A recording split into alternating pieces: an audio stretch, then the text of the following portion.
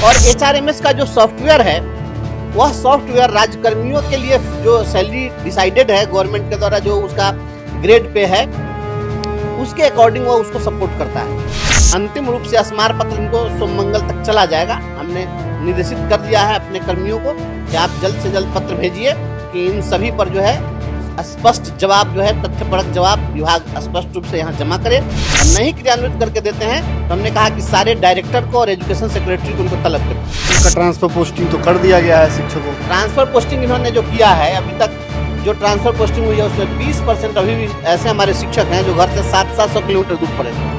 निश्चित रूप से वेतन घटा है, तो मैं तो कह रहा हूँ वेतन घटा है तो ये एचआरएमएस के सॉफ्टवेयर का प्रॉब्लम है और उस प्रॉब्लम को दूर करने के लिए उसी के लिए तो हम कह रहे हैं। हम तो शून्यकाल में उसको उठाए थे, निवेदन समिति में जो मामले डाले जाते हैं तो उसमें पहले विभाग को भेजा जाता है और उसमें जवाब मांगा जाता है। जवाब नहीं आता है तो रिमाइंडर जाता है। जब 2 बार रिमाइंडर देने के बाद भी जब कोई जवाब नहीं आता तो अधिकारियों को यहाँ पर फिजिकली अपीयर कराया जाता है। नमस्कार, आप देखना शुरू कर चुके हैं लाइव सिटीज को। मेरा नाम अभिषेक है। बिहार में ऐसे भी शिक्षक हैं जिनकी सैलरी घट चुकी है। दरअसल आपको बता दें कि नियोजित शिक्षक जो विशिष्ट शिक्षक बने हैं उनकी सैलरी घट गई है। ऐसा कभी सुना था आपने? बिहार में ऐलान तो बहुत हो रहे हैं, बिहार में लगातार शिक्षकों और तमाम कर्मचारियों के लिए ऐलान किए जा रहे हैं, लेकिन ऐसे शिक्षक भी हैं जिनकी सैलरी घट गई। हम तो नौकरी में सुनते थे कि सैलरी बढ़ती है, आप लोगों तो नियोजित शिक्षक के नेता हैं, तमाम शिक्षकों के नेता हैं, एमएलसी भी बन गए, लेकिन घट गई सैलरी। जो लोग भी हमारे नियोजित शिक्षक थे और सक्षमता परीक्षा दे करके राज्यकर्मी बनने की चाहत में लोगों ने सक्षमता परीक्षा दी और विशिष्ट शिक्षक बने। विशिष्ट शिक्षक बनने के बाद उनकी सैलरी जो नियोजित शिक्षक के रूप में उन्हें जो वेतन मिल रहा था उससे अब वेतन कम हो गया। और वेतन कम, कोई सैद्धांतिक रूप से वेतन उनका कम नहीं हुआ, लेकिन इन लोगों ने जो तमाशा बना के रखा है शिक्षा विभाग के पदाधिकारियों ने कि इनकी करतूत के कारण, इनके तमाशा के कारण शिक्षकों का वेतन घट गया। जो विशिष्ट शिक्षक परीक्षा दिए, नियोजित शिक्षक परीक्षा दिए विशिष्ट शिक्षक बनने के लिए, तो उस नियमावली में स्पष्ट किया गया कि आपको जो अंतिम वेतन मिल रहा होगा विशिष्ट शिक्षक बनने से पहले, वह अंतिम वेतन के अनुरूप उसी के सापेक्ष एक फिटमेंट इंडेक्स बनाया गया विभाग के द्वारा और कहा गया कि इसी फिटमेंट इंडेक्स में आपको जितना वेतन मिल रहा होगा उसका नियरेस्ट इंडेक्स जो होगा उसी इंडेक्स में आपका वेतन फिट कर दिया जाएगा। वेतन आपका कमेगा नहीं, उस इंडेक्स के हिसाब से वेतन किसी का घटना नहीं था। लेकिन क्या हुआ, कहने के लिए राज्यकर्मी बना दिए आप। अब इनकी सैलरी राज्यकर्मी बनने के बाद राज्यकर्मियों को वेतन देते हैं एचआरएमएस से। अब एचआरएमएस जो इनका सॉफ्टवेयर है वह सॉफ्टवेयर राज्यकर्मियों की सैलरी के लिए बनाया गया है कि राज्यकर्मियों का वेतन भुगतान उसके माध्यम से होगा। अब राज्यकर्मियों की जो परिभाषा है बिहार के अंदर में, तो उसमें तो नियोजित शिक्षक को, विशिष्ट शिक्षक को, विद्यालय अध्यापक को इन्होंने 2म दर्जे का कर्मचारी बनाया है, 2म दर्जे के राज्यकर्मी आए। क्योंकि अन्य राज्यकर्मियों का जो सैलरी स्ट्रक्चर है शिक्षकों की सैलरी स्ट्रक्चर से बिल्कुल भिन्न है। ये तो एक कृत्रिम सैलरी स्ट्रक्चर इन्होंने बनाया। और एचआरएमएस का जो सॉफ्टवेयर है वह सॉफ्टवेयर राज्यकर्मियों के लिए जो सैलरी डिसाइडेड है गवर्नमेंट के द्वारा, जो उसका ग्रेड पे है उसके अकॉर्डिंग वो उसको सपोर्ट करता है। तो ये इन शिक्षकों के सैलरी को, चाहे विद्यालय अध्यापक हो या विशिष्ट शिक्षक हो, इनके सैलरी स्ट्रक्चर को सपोर्ट ही नहीं कर रहा। अब परिणाम यह है कि जब सपोर्ट ही नहीं करेगा तो वो ऐप तो काम करेगा नहीं। जितना स्टार्ट इन्होंने किया था उतना ही मिल रहा है। जब भी डीए की वृद्धि हो रही है, वार्षिक वेतन वृद्धि हो रही है, वह कुछ भी इन शिक्षकों को इसका लाभ नहीं मिल पा रहा है। फिटमेंट इंडेक्स के हिसाब से इन्होंने उस सॉफ्टवेयर को अपडेट नहीं किया। तो सॉफ्टवेयर में यदि सुधार आप नहीं करेंगे तो संभव नहीं है। और आप सॉफ्टवेयर में क्यों सुधार कीजिएगा, समान काम का समान वेतन दे दीजिए, ऑलरेडी राज्यकर्मियों का स्केल हो जाएगा तो समस्या दूर हो जाएगी। हमने इसके लिए भी लिखा है सरकार को कि आप इनको समान काम का समान वेतन दीजिए। बैठक भी हुई थी, बैठक में क्या हुआ? शून्यकाल समिति की बैठक हुई है और शून्यकाल समिति की बैठक में हमने स्पष्ट रूप से आग्रह किया है कि आप इन पदाधिकारियों को तलब करिए, ये लोग ऐसा सुधरने वाले नहीं। क्योंकि शून्यकाल में हमने विधानसभा के बजट सत्र में हमने शून्यकाल में इस मामले को उठाया था और उसमें हमने उठाया नियोजित शिक्षकों के प्रमोशन का मामला भी हमने उठाया था कि नियोजित शिक्षक की जो नियमावली है उसके हिसाब से आप प्रमोशन दीजिए। हाईकोर्ट का भी आदेश आया हुआ है, तो प्रमोशन का इशू था नियोजित शिक्षकों के लिए। और जो हमारे विद्यालय अध्यापक और विशिष्ट शिक्षक हैं इनके ये एचआरएमएस के माध्यम से वेतन भुगतान में जो घटतौली ये लोग कर रहे हैं, ये जर्ती काट रहे हैं वेतन में, बढ़ाने के बदले घटा दिए हैं वेतन। तो इस मामले को लेकर के हमने स्पष्ट रूप से कहा था कि आप एचआरएमएस को अपडेट करके और इसको क्रियान्वित कीजिए। तो इस मामले में अभी तक ये लोग रिपोर्ट नहीं दे रहे हैं। तो शिक्षा विभाग के पदाधिकारी लोग अपने आप को ये विधि से ऊपर नहीं समझे। हम विधायिका हैं, हम कानून बनाने के लिए बने हुए हैं और आप उसको एग्जीक्यूट करने के लिए बने हुए हैं। और जब विधायिका कुछ कह रहा है तो आप अगर रिपोर्ट नहीं देंगे तो आपको तलब करना भी हमें आता है। हम आपको बुलाएंगे, खड़ा करेंगे अपने कमेटी में, और हमने कहा है कि आप अंतिम रूप से स्मारित कर दीजिए।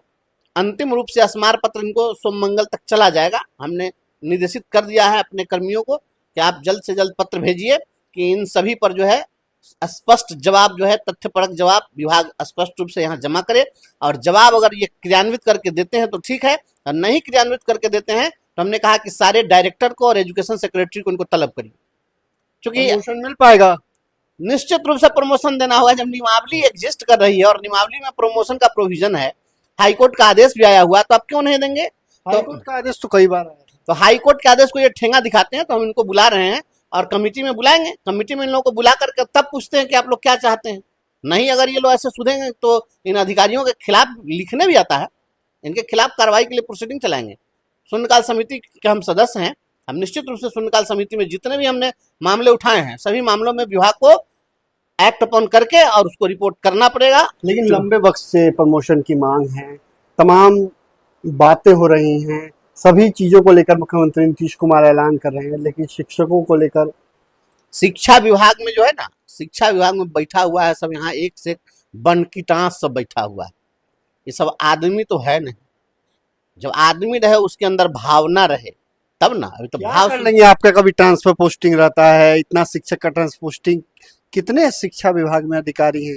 शिक्षा विभाग में जितना अधिकारी है उतना में तो शिक्षा विभाग को रन करा देगा। शिक्षा विभाग करना चाहे तब ना, विल पावर रहे तब ना। यहाँ तो निगेटिव अप्रोच है, उल्टा सोचना है, उल्टा खोपड़ी है, उलूल जुलूल हरकत करना है। कहाँ आप लोग का ट्रांसफर पोस्टिंग तो कर दिया गया है शिक्षकों का। ट्रांसफर पोस्टिंग इन्होंने जो किया है अभी तक, जो ट्रांसफर पोस्टिंग हुई है उसमें 20% अभी भी ऐसे हमारे शिक्षक हैं जो घर से 700 किलोमीटर दूर पड़े हों, सैकड़ों किलोमीटर दूर है। तो अंतिम शिक्षक तक अगर न्याय नहीं मिलता है तब तक संघर्ष जारी रहेगा। स्थानांतरण इन्होंने किया है, लेकिन उस स्थानांतरण में आप देखिए ना, घाल-मेल किस तरीके से कर दिया। माल प्रैक्टिस नहीं हुई ना।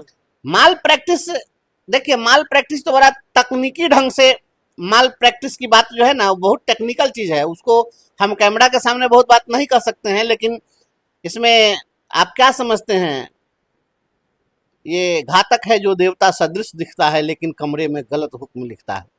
ये लोग क्या क्या कर रहे हैं, वो बहुत सारी चीजें हैं। क्योंकि अगर कोई भी बात हम बोलते हैं तो बहुत सारी चीज़ें जो हम जान रहे हैं कि गलत हुआ है और उसका हम अगर एविडेंस नहीं दे सकते हैं तो वह बोलने का राइट नहीं है इस देश के अंदर। क्योंकि यही सिस्टम है न्यायपालिका का कि आपको जो भी कहिएगा उसका सबूत आपको देना पड़ेगा। इसलिए हम नहीं कहेंगे। तो माल प्रैक्टिस हुआ है कि नहीं हुआ है ये सब अंदर खाने की बात है, लेकिन शिक्षकों को अभी तक तो न्याय नहीं मिला। बहुत सारी शिक्षिकाएं प्रतिदिन रो रही हैं, कलप रही हैं, सैकड़ों किलोमीटर दूर पड़ी हुई हैं। पटना का होल्ड आज तक ही छुड़ा है, पटना का होल्ड अभी तक तो नहीं छूटा इनसे। तो ये अभी तक जो स्थिति है, स्थानांतरण के मामले में अभी 20% लगभग हमारे शिक्षक फंसे हुए हैं। उनका स्थानांतरण जल्द हो। हमारे जो भी नियोजित शिक्षक हैं उनका प्रोन्नति जो है, उनकी प्रोन्नति का मामला। नियोजित शिक्षकों का जो मामला है, आपके संगठन ने आह्वान किया था परीक्षा नहीं देंगे, आलो सीधे सीधे हमें राज्यकर्मी का दर्जा दिया जाए। तमाम शिक्षकों ने परीक्षाएं दी, सोचा कि परीक्षा से विशेष शिक्षक बन गए, वेतन तो घट गया, अब वो लोग परेशान हैं। निश्चित रूप से वेतन घटा है, तो मैं तो कह रहा हूँ वेतन घटा है तो ये एचआरएमएस के सॉफ्टवेयर का प्रॉब्लम है और उस प्रॉब्लम को दूर करने के लिए, उसी के लिए तो हम कह रहे हैं। तो शून्यकाल में उसको उठाए थे और हो पाएगा कि नहीं हो पाएगा? एकदम होगा, एकदम होगा, 200% होगा, नहीं होने का सवाल ही नहीं है। और हाल में होगा, विलंब थोड़ा हो रहा है। देखिए अब ऐसा है कि पहले से जो सेटअप सिस्टम बना हुआ है, अब हम एक एमएलसी बन के आए हैं तो हम ऐसा नहीं है कि हम आएंगे तो हम यहाँ कुछ आसमान ढहा देंगे, कुछ हम सेटअप सिस्टम बदल देंगे। यहाँ जो विधायिका का सिस्टम है, जो शून्यकाल समिति में जो भी मामले डाले जाते हैं, निवेदन समिति में जो मामले डाले जाते हैं, तो उसमें पहले विभाग को भेजा जाता है और उसमें जवाब मांगा जाता है।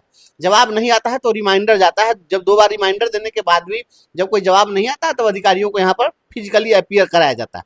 हमको तो पावर है कि हम बुला सकते हैं, लेकिन जो प्रक्रिया उसको पूरा करके, तो हमने कहा है कि आप रिमाइंडर दीजिए और अंतिम रूप से स्मारित करिए, और नहीं करते हैं तो ऐसी स्थिति में बुलाएंगे। हम विधायिका है ना, हम बुला लेंगे इनको, इनके खिलाफ प्रोसीडिंग इनिशिएट करा देंगे। ये अगर लंबित रखेंगे तो शांति से हम बैठने वाले नहीं हैं। हम दूसरे विधायक में से नहीं है कि हम चुपचाप बैठ जाएंगे। हम जब तक हमारे शिक्षकों के मामले का समाधान नहीं होगा, हम निरंतर प्रयास करते रहेंगे। हाँ, अब स्वाभाविक है कि अब 75 विधान पार्षद, उसमें मेरा अंतिम स्थान है, 243 विधायक, तो टोटल मिलाकर इतने लोगों में मैं अंतिम व्यक्ति हूँ, सबसे जूनियर भी हूँ। तो अभी हम अपने ढंग से काम कर रहे हैं, प्रयास हम कर रहे हैं। जिन लोगों को, अभी हम कोई किसी कमेटी के अध्यक्ष भी नहीं, हम कोई चेयरमैन नहीं है, हम एक मेंबर हैं मामूली से, फिर भी जहां तक बात होती है अधिकारियों को जब हम बुलाते हैं तो उसमें हम बात रखते हैं। और इस बार हम इसी मामले को लेकर के काफी गंभीरता से हमने कहा कि इसको बुलाया जाए और अधिकारियों को तलब करेंगे। प्रमोशन को लेकर एकदम प्रमोशन को लेकर के, प्रमोशन है, सेवा निरंतरता पर भी हम लोगों ने मामला दिया है, तो वो तो सरकार का नीतिगत मामला है। लेकिन जो पूर्व आपने एक सप्लीमेंट्री रिजल्ट की मांग की है हेडमास्टर शिक्षकों, प्रधानाध्यापकों और प्रधान शिक्षकों के लिए हमने सप्लीमेंट्री रिजल्ट की मांग की है। और वह मांग हमने इसलिए की है क्योंकि जितनी रिक्तियां थी उतने परिणाम नहीं आ सके, और जो परिणाम आए उस परिणाम में भी बहुत सारे लोगों ने योगदान नहीं किया। बड़ी संख्या में प्रधान शिक्षकों ने, प्रधानाध्यापकों ने योगदान नहीं किया। तो जब योगदान नहीं किया तो वो तो पद खाली रह गया। तो जब खाली रह गया तो और सप्लीमेंट्री रिजल्ट देने में क्या दिक्कत है। और सप्लीमेंट्री रिजल्ट के लिए बीपीएससी ने पहले भी यह गाइडलाइन में दिया था कि हम सप्लीमेंट्री रिजल्ट भी जारी करेंगे। अगर अभ्यर्थी अगर नहीं पूरा हो पा रहे हैं, पद अगर नहीं भर पा रहा है, तो निश्चित रूप से हम उसमें भरेंगे और सप्लीमेंट्री रिजल्ट जारी करेंगे। तो सप्लीमेंट्री रिजल्ट की भी मांग हमने की है, लिखित रूप से हमने मांग की है कि सप्लीमेंट्री रिजल्ट दीजिए। तो आपने सुना कि नियोजित शिक्षकों के सेवा शर्त के साथ साथ कई मुद्दों को लेकर उनके, आपको बता दें कि पिछले लंबे वक्त से लगातार नियोजित शिक्षक हैं वो प्रमोशन की मांग कर रहे हैं, और साथ ही साथ विशिष्ट शिक्षकों के साथ जो हुआ है, उनका वेतन घटा है, उसको लेकर भी तमाम मुद्दों को लेकर बंशीधर बृजवासी ने जो बैठक में वो साफ साफ खड़े होकर कह दिया कि जल्द से जल्द करिए, शिक्षा विभाग के अधिकारियों को बुलाइए और फटकार लगाइए, नहीं तो ये लोग सीधे सीधे नहीं मानेंगे। ऐसे में शिक्षा विभाग के अधिकारियों खतरे में हैं, क्योंकि अब उनके खिलाफ बड़ी तैयारी में जो तमाम विधान परिषद के सदस्य हैं वो जुट गए हैं। तो बने रहिए लाइव सिटीज के साथ, हमारे यूट्यूब चैनल को सब्सक्राइब करिए। धन्यवाद।